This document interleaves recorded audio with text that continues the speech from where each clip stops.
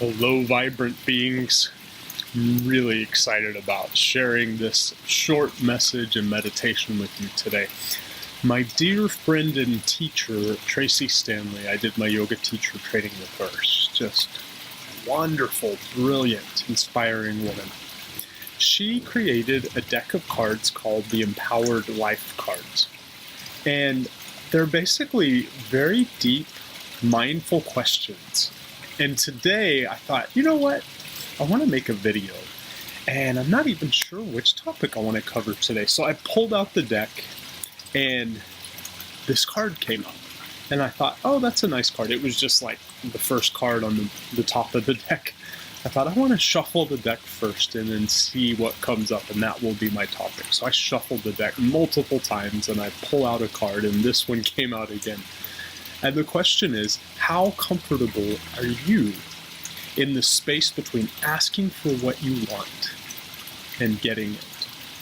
And I kind of likened it to maybe you ask in the sense of prayer, God, please grant me this thing that I really want, or setting an intention, like, I really want this, I'm going for it. And so I thought, I want to answer this question for myself. And one of the things that I came up with is that my ego has a very different timeline for things than my soul self. And when it takes longer than my ego thinks it should for something to happen, my ego screams with doubt. Oh, so much doubt comes up. And I don't know. You probably could be very similar to me in that regard. But let me ask the question again and just really see.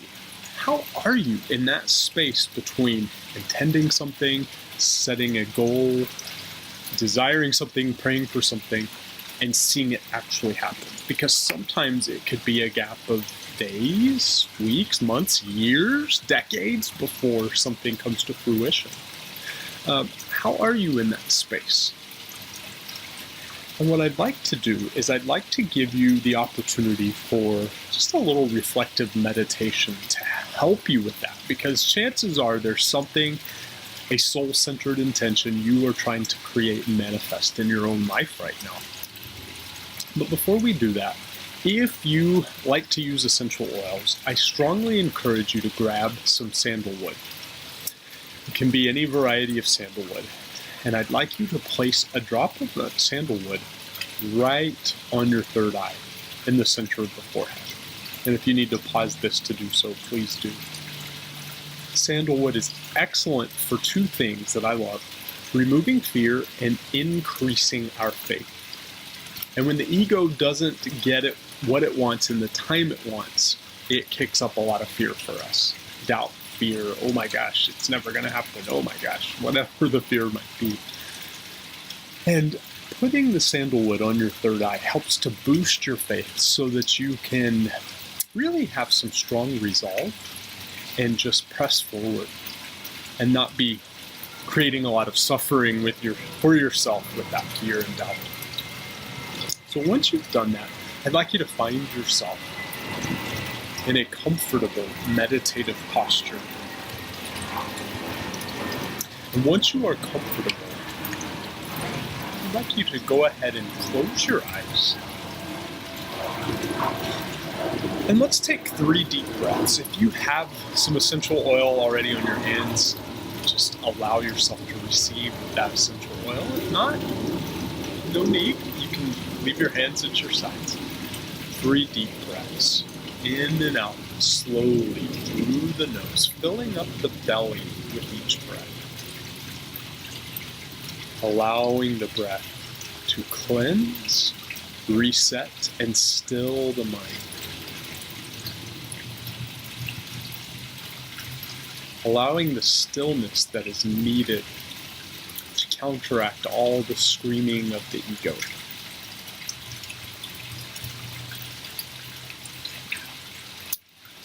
I have some reflective questions for you.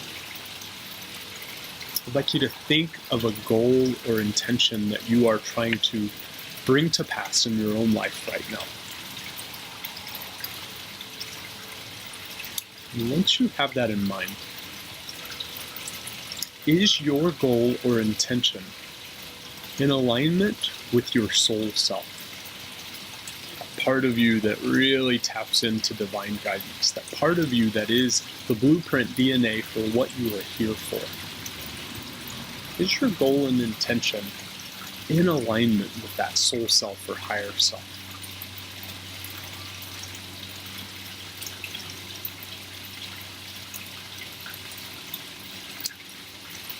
And if not, it may be time to go back to the drawing board and select a different, a more soul-centered intention. If it is in alignment with your soul self,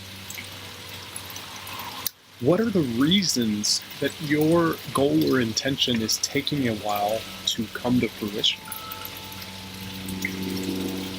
You ask your soul that question. Is there a reason that it's taking a while, that it's not instantaneous? Could there be other players involved, and there are things that they are needing to change in order for your intention to come to pass? Is it strengthening your resolve or helping you to have greater patience and wisdom? Are there any other reasons that your intention or goal is taking a while to come to pass?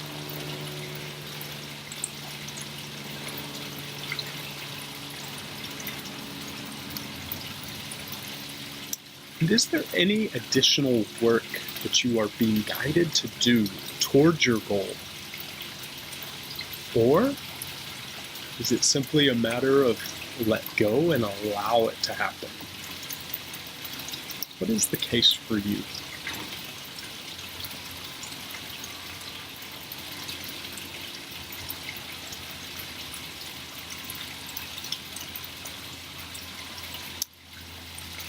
If you're anything like me and you struggle with the timing and you get impatient and doubtful in that gap between setting the intention and seeing it come to fruition, with your eyes closed, I'd like you to picture something with me. I'd like you to picture that you are driving a car. And there is a child in the car with you. The child represents your ego. The ego has jumped out of its car seat safely in the back and has jumped onto your lap and is trying to control the steering wheel. And it's trying to reach the brakes and the gas pedal, but it can't quite reach them because it's not tall enough, its legs aren't long enough. So it's fighting you for how to drive the car. I'd like you to picture that rather than getting angry or upset, you simply pull the car over, put it in park. You pick that ego child up. You go back to the back seat, set the child in the car seat, and safely, securely strap the ego child back into the car seat where it's safe and where it belongs, where it's within a set of safe boundaries and parameters. And then find yourself, led by your soul self, higher self, back in the driver's seat. And allow that soul self to direct where you drive the car, at the pace in which you drive the car. Whenever you're ready, go ahead and open your eyes. As I was pondering this question for myself about how am I in that gap between setting my intention and seeing it come to pass, I realized that I needed to kind of ponder, what does it take to strengthen my faith and resolve? And for me, stillness is huge, because when I actually calm the mind chatter, I get clear. I hear that divine whisper, that soul self speaking to me. And I also realize that another way that I get clear and overcome the noise of the ego is through journaling. For me, journaling works very well. But sometimes it is just a matter of being still, checking in with myself, doing some silent prayer and meditation. So, what are your tools that help you to improve your experience and end your suffering in that gap between setting your intention and seeing it come to pass? Thank you so much for joining me today. Big hugs to you. Until next time.